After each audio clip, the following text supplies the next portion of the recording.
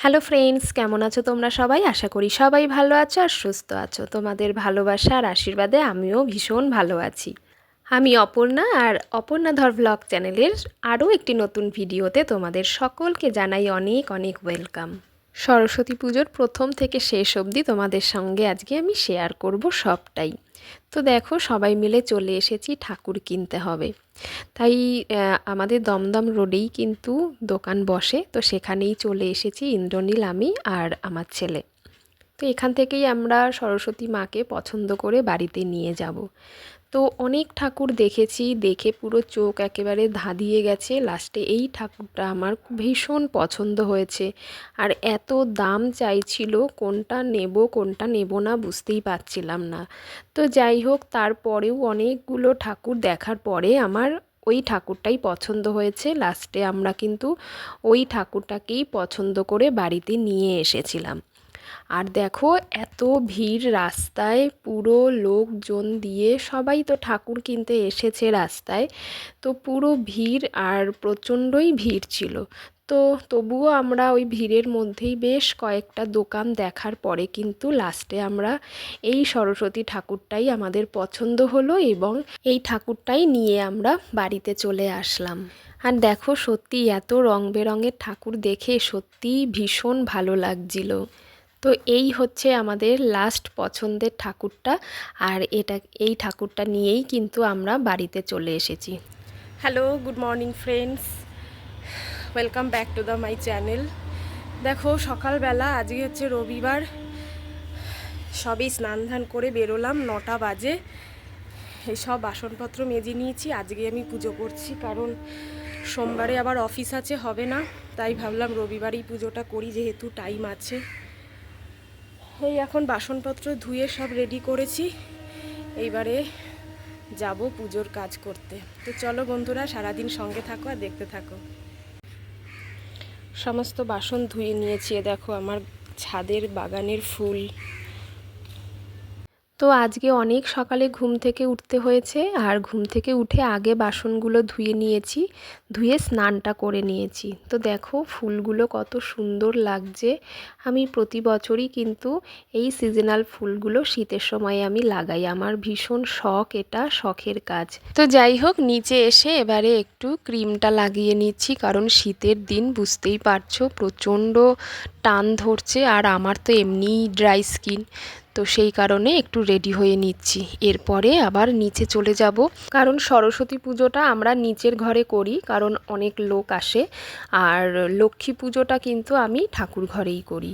আমার এই হচ্ছে সমস্যা, একটা ওপরে তো একটা নিচে। ঠাকুর ঘর হচ্ছে 3তলার ওপরে, আর আমার পুজো হয় একদম একতলায়। তো ওপর থেকে সমস্ত কিছু আমাকে আবার বয়ে বয়ে নিচে নিয়ে যেতে হবে। তো যাই হোক, সেই গল্প পরে করছি। এইবারে দেখো, আমি পুরো শাড়ি পরে রেডি হয়ে গেছি। আর সরস্বতী পুজো বলে কথা, হলুদ শাড়ি তো পরতেই হবে, তাই না বলো? এটা হচ্ছে আমাদের একটা পুরনো ট্রেন্ড। তো যাই হোক, সমস্ত কিছু রেডি করে নিয়েছি খুব চটপট করে, তাই আর ভিডিও করতে পারিনি। এইবারে সমস্ত রেডি, সামান্য কিছু কাজ বাকি, সেটা পুজো হতে হতে আমি করে ফেলবো। সেইটা ইন্দ্রনীলকে বললাম একটু ভিডিও করে দাও। দেখো, আমি একা সব কিছু করিনি, আমাকে কিন্তু হেল্পও করেছে, ইন্দ্রনীলও করেছে। আর আমার শাশুড়িকে যে দিদি দেখে, সেই দিদিও কিন্তু আমাকে অনেক হেল্প করেছে। তা না হলে আমার একার পক্ষে এত জোগাড় করা কিন্তু কোনো মতেই সম্ভব নয়। তো ঠাকুরমশাই তো সমস্ত জোগাড় করছে, আমার যেটুকু করার আমি তো করে দিয়েছি, বাকিটা কিন্তু ঠাকুরমশাই করে দিয়েছে। আর এখানে বাবানও রেডি হয়ে বসে গেছে, আমার শাশুড়িও রেডি হয়ে বসে গেছে। আর পাশে যাকে দেখছো, সে কিন্তু আমাদের পাড়ারই, আরও কয়েকজন আসবে। তো তারা ঠিক সময় হলে চলে আসবে, আমরা পুজোর জোগাড়টা করছি। এর মধ্যে তোমাদেরকে একটা কথা আমি জানাই, সেটা হচ্ছে এই যে পুজোটা তোমরা দেখতে পাচ্ছ, এটা কিন্তু আমার এই বছরের পুজো নয়, এটা কিন্তু আমার গত বছরের পুজো। আর এই বছর কিন্তু আমি পুজো করতে পারিনি, তার কারণ হলো আমার পক্স হয়েছে, এবং সেই কারণে আমি কিন্তু বলতে পারো মোটামুটি ঘরবন্দি।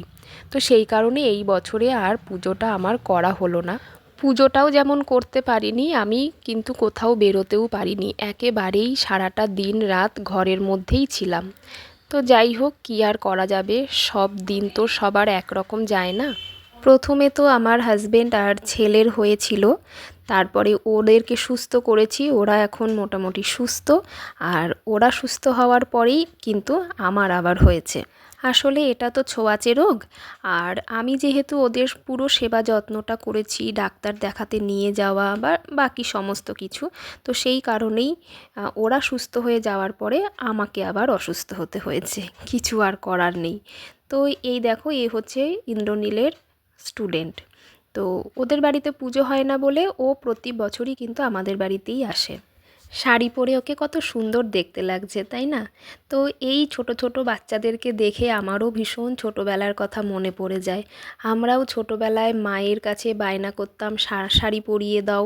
তারপরে শাড়ি পরে সব ছোট ছোট বন্ধুরা মিলে, সবাই মিলে আমরা আবার একটু ঠাকুর দেখতে যেতাম, ঘুরতে যেতাম, নিজেদের যে স্কুল সেখানে যেতাম, খুব ভালো লাগতো। সেই দিনগুলোকে ভীষণ মিস করি, কিন্তু কী আর করা যাবে, সেই দিনগুলো কিন্তু আর আমাদের কাছে ফেরত আসবে না। যেটা চলে গেছে সেটা চলে গেছে। আমার চাকরি পাবার পরে এটা হচ্ছে আমার প্রথম পুজো। তো সেই কারণে আমি আমার ছেলেকে দেখো, এই পাঞ্জাবিটা আর ধুতিটা আমি কিনে দিয়েছিলাম। খুব পছন্দ করেই কিনে দিয়েছিলাম, কিন্তু বাবান এত রোগা যে ওর গায়ে সেটা ঠিকঠাক ফিট করছে না, কিন্তু তবুও চোখে দেখে তো আমি শান্তি পাচ্ছি খুব। তো সবাই মোটামুটি রেডি হয়ে বসে গেছি, ঠাকুরমশাইও সমস্ত কিছু রেডি করে পুজোটাও শুরু করে দিয়েছেন। এবারের অপেক্ষা পুজো শেষ হলে আমরা অঞ্জলি দেব, অঞ্জলি দিয়ে প্রসাদ বিতরণ করব। সেইভাবে তো কাউকে পুজোতে নেমন্তন্ন করা হয় না, কিন্তু পুজোর শেষে যে প্রসাদ, আমরা বাড়ি বাড়িতে গিয়ে কিন্তু প্রসাদ বিতরণ করে দিয়ে আসি। তো ঠাকুরমশাই তো পুজো করছেন, আর আমাদের ঠাকুরটা কিন্তু এই বছরে খুব সুন্দর হয়েছিল। তো চলো বাকি সবার সাথে তোমাদেরকে একটু দেখা করিয়ে দিই। এদিকে ঠাকুরমশাই পুজো করছেন, এই ঠাকুরমশাই আমাদের প্রতি বছর পুজো করেন।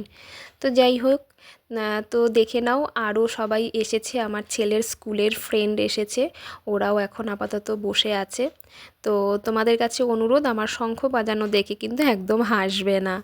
আসলে আমার শঙ্খ বাজানোর সময় গাল দুটো একটু ফুলে যায়, আমি এভাবেই শঙ্খ বাজাই, তাই তোমাদেরকে বললাম, তোমরা কিন্তু একদম হাসবে না।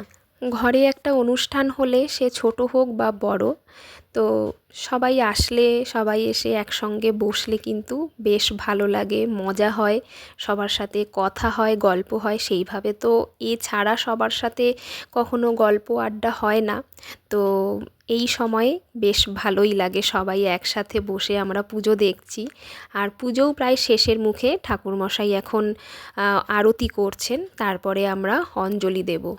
তো এখানে আমি মোবাইলের স্ট্যান্ডটা এনে রেখেছিলাম, যে সেখানে স্ট্যান্ডে মোবাইলটা লাগিয়ে দিয়ে পুরো পুজোটা তোমাদের সাথে শেয়ার করব।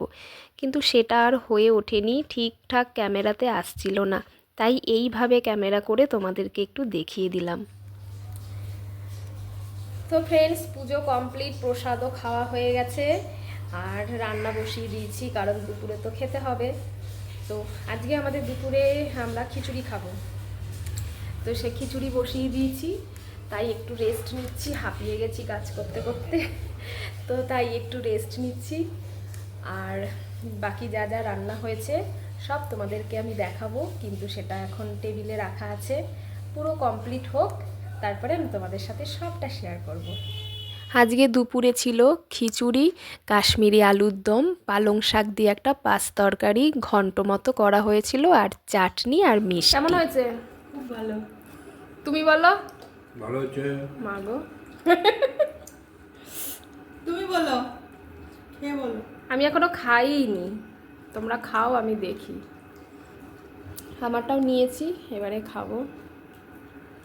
সবটাই কিন্তু আমি নিজের হাতে বানিয়েছিলাম, শুধু চাটনিটা আমাকে করে দিয়েছিল আমার শাশুড়িকে যে দেখে দিদি, সেই দিদি করে দিয়েছিল।